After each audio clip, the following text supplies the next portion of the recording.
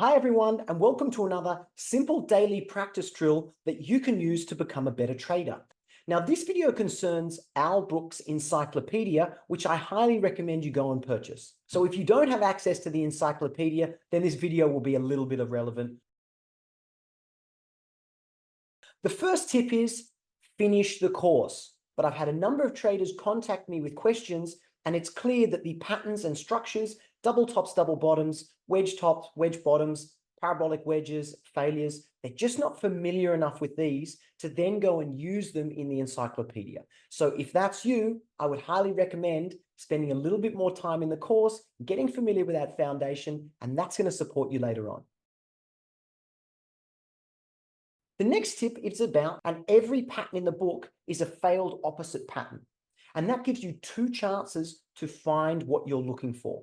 And I'm going to show you a couple of examples now. So each pattern is a failed opposite pattern. So how do I approach this? Well, I take a chart and I try and list out all the patterns that I can.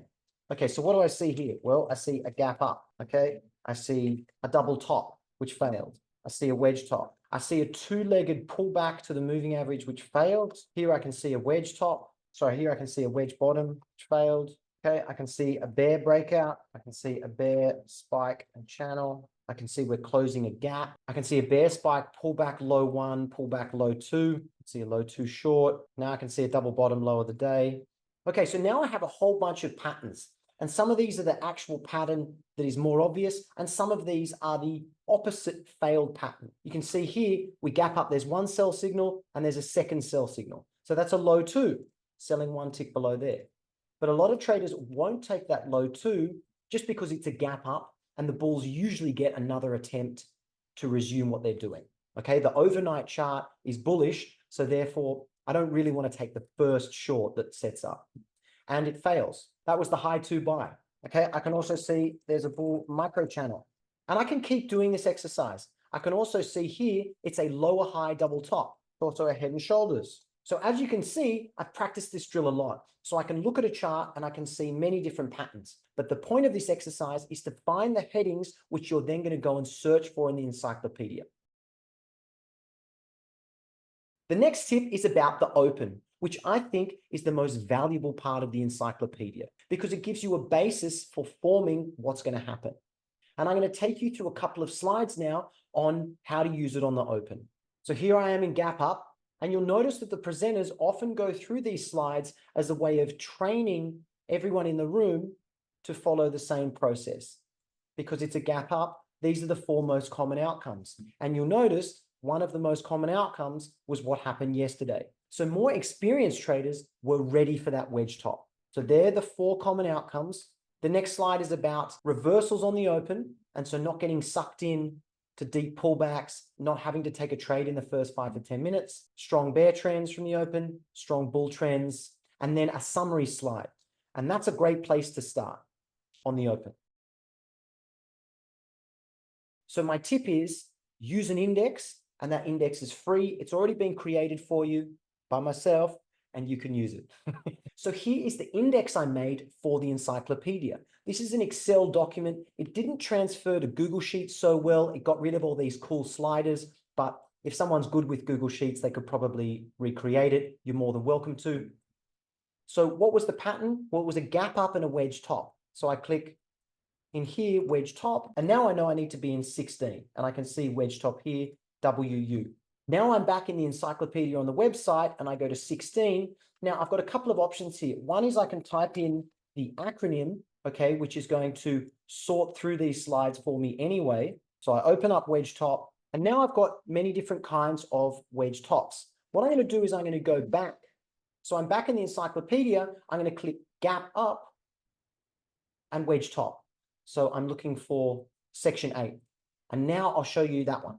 So I'm in section 8, and now I'm looking for gap up and wedge top. And you can see immediately that this price action is incredibly similar to yesterday's open. And as I click through these, you're going to see longer versions and shorter versions that all had the same high of day bar 18 reversal. Some were shorter, some were longer, some had more bull bars, some were more violent, some were slower, but they're all showing you the same pattern playing out. The next tip is about the key slides in the encyclopedia. These are the ones that you're going to see the presenters bring up the most often in the trade room, and these are the ones that I think are the most valuable to traders. And I'm going to take you through some of those slides now. These are the slides that concern market structures. They're usually broken up into 6 or 4 frames so that you can get a really good summary and comparison of different structures. Starting on these slides, I think is a great approach. So this is the trading range open slide, and this shows you these opens all had 5 or more reversals. It creates a range, which then usually forms the basis for a measured move. Here, up, and then reverse. Here, tried to go up, down, created a bigger range up. Here, smaller range, measured move down. And here, sideways for the first half of the day. And this is another key slide to study. More details about sell climaxes. High 1, high 2, high 3. Here, how to understand a buy climax. Here, a buy climax, low 1, low 2, low 3. And different kinds of bull trends. A classic slide on different kinds of bear trends. The 3 building blocks for all trading: wedges, doubles, and breakouts. And all of those patterns can fail. Failed wedges, failed doubles, failed breakouts.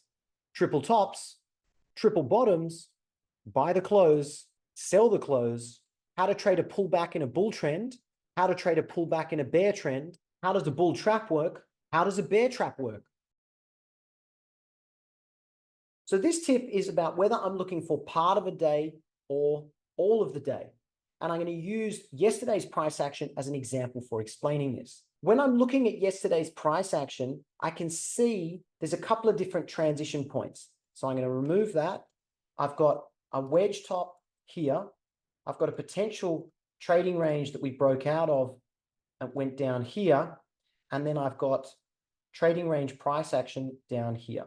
So there are a couple of different transition points that you can use to find patterns in the encyclopedia. And it depends on where I am in the day.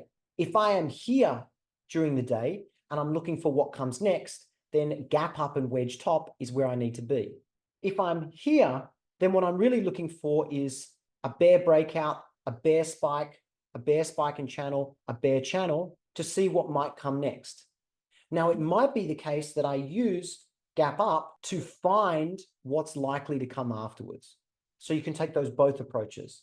If I'm here, I might be trying to determine, is that pullback too strong to sell, or is this setting up a reasonable low 2 at the moving average? So they were my tips on how to approach learning Al Brooks's encyclopedia. I hope you found that video valuable, and thanks very much for watching.